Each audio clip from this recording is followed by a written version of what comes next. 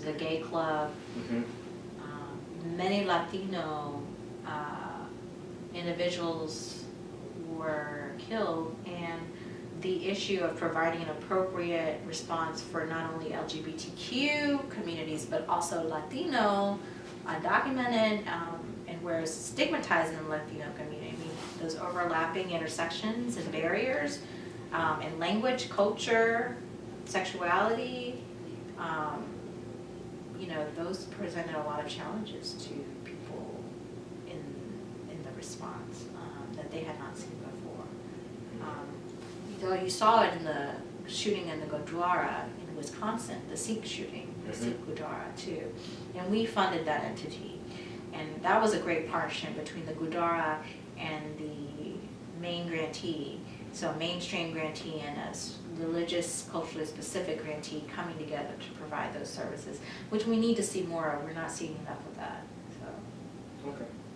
So we're moving on to another written piece that you've written. It's called The Future Family Immigration Policies. Ah, yes. So it's the same question. So what made you write this? Do you have any, well, you have, with your background in immigration policies, how did it influence you to write this? And can you tell me more about the piece itself? The piece lays out all the different ways in which policymakers have tried to reform the family immigration system throughout the years. And it was kind of designed to call out certain people too, academically, because academics would call out people too, just in our own subtle, nerdy ways. But, you know, comprehensive immigration reform, the effort to reform our immigration laws, it's always been focused on the undocumented. So out of the 12 million, 1 million are Asian. But one part of comprehensive immigration reform is reforming the family immigration system. And that part is the one that impacts Asians the most. Because out of the millions of people waiting in line, 2 million are Asian. And so over the years, the efforts to reform the immigration system have cut categories where there are the most Asians. And people need to know that. People need to know that some of the policy proposals out there have proposed to cut the siblings category, for instance. And the siblings category is majority Asian. And if you have a think tank that I named in the article that's proposing to cut a category so callously because they say that people coming through that category, you know, don't provide skills and contribute to America in the same ways as other immigrants coming through other categories, you're saying something about people in that category who are mostly Asian and not college educated. So, you know, kind of wanted to call them out on it.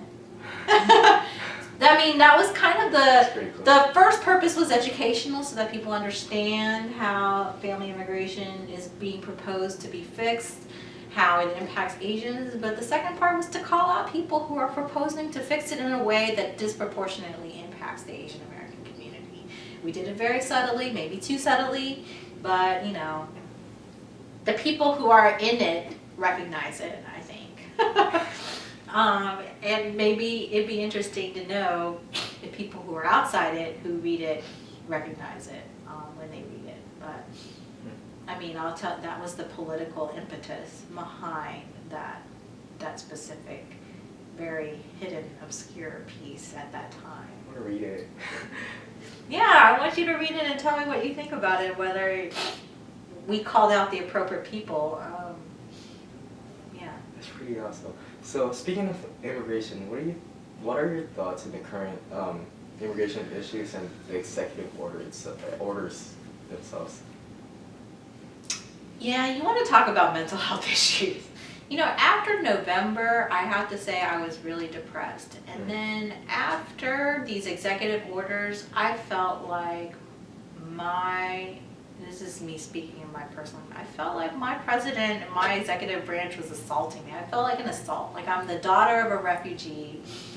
I'm an immigration attorney, a civil rights attorney, And this EO is an assault to my identity, it's an assault to my community, it's an assault to my people, it's an assault to all the people I've helped and served, and it's an assault to our movement.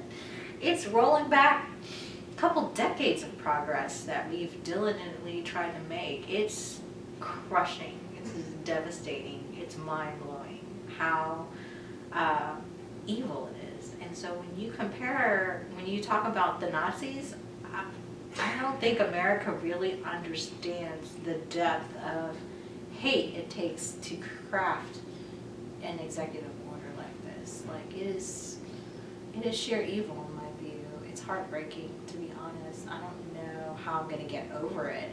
I feel like I don't belong. This is a very emotional response and not a policy response, by the way. I don't know how I can feel like I belong in my own country again, because the people standing by and not fighting this is similar to what happened, many decades ago. I have to say, like, I just out of energy to fight it, to be honest. I found myself withdrawing and just feeling completely, I don't know, I don't want to start crying, but this is devastating to everything that I am and believe in, and I think our movement is completely, gangster style, got its knees knocked out from underneath them,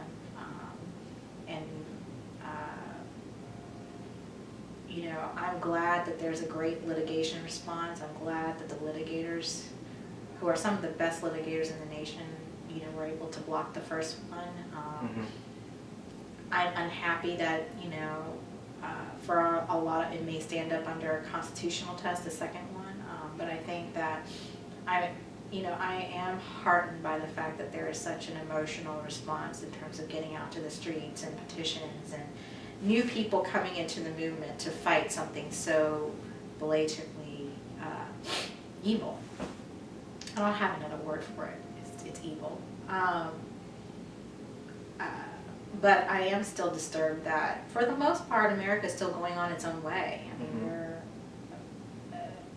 so that's disturbing.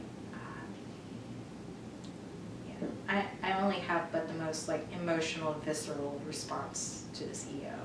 Yeah. We all do.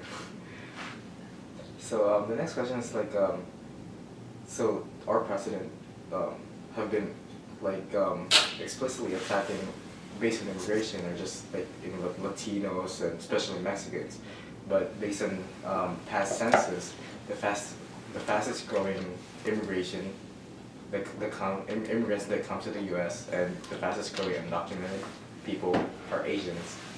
What are your thoughts about that? This is Beltway politics, and I will tell you that this administration and the people in this administration definitely have Asian immigrants in their sights. They want to cut all immigration. They hired Chris Kobach, who is one of the most evil immigration experts in the country. He has been sitting in Kansas waiting and crafting immigration policy that will dwindle immigration to zero for many years. They've been waiting for decades to put out these policies. This is only the beginning. The refugee ban is symbolic. It's a campaign promise fulfilled, but they're going to put out policies that make our Asian families unable to immigrate because they don't have enough money or means. They're going to put out policies that make it impossible for people in different categories, whether it be spouses, minors, or anybody from different Asian countries, to come here. They're going to, they're going to find they're going to come out with all sorts of different policies that they've been, creating, refining, building up in their base for years and years and years. This is not going to be a surprise for many of us who have been here. They are against all immigration. They are against all foreign-born. They are, the white nationalist thing is not a joke. They want our country to be pure again, and they want it to be pure white. This is true. And they've been lobbying against us for years, and we would laugh at them, and we would, call Numbers USA, all these organizations, they've been in there in the mainstream mix for a couple of decades, for longer than I was in DC. It's just that they're finally coming out and they're appointees, they're Schedule C appointees, they're in the federal government. It's like we hired Nazis into the federal government, to be honest, and yet the public has no idea. They're going against Bannon, but Chris Kovach, he's got a full toolkit. He knows immigration law inside and out. He knows exactly what DHS needs to do to stop immigration, to deport everybody, and he's gonna do it. It's not just Asians, it's everybody. It's not just Latinos, it's everybody that's not white. That's the deal. That's what they want. That's their bottom line. That's the ultimate outcome they want. And they're going to do everything and check off those boxes for the next 4 years until they get booted out or the public votes them out. I'm dead serious, and we know this. All of us that are in the immigration world, we know this. That's really awful. I'm not a doomsday. I'm not, if you do your research, you'll find it. I mean, Chris Kovach is, the main immigration policy advisor. He is linked with all the white supremacist groups, so, yeah. Okay, so that concludes the interview. Oh, wow, that's the conclusion. No optimistic ending. Oh, God. Well, I want to ask, if you have any thoughts or comments would you want to add?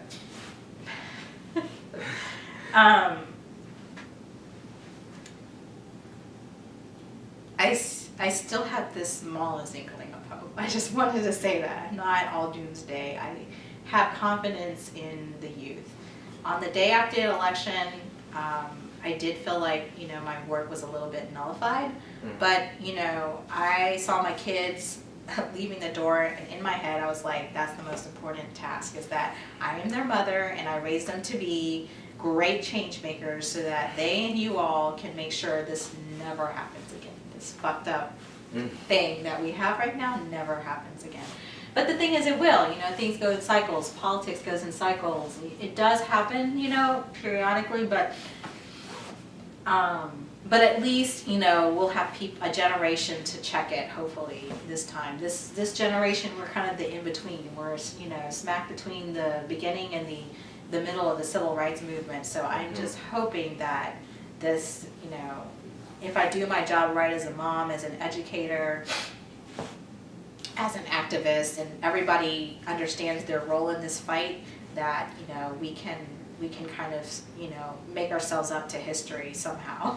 So that's all I have, is just the whole, it's in your hands, not mine now.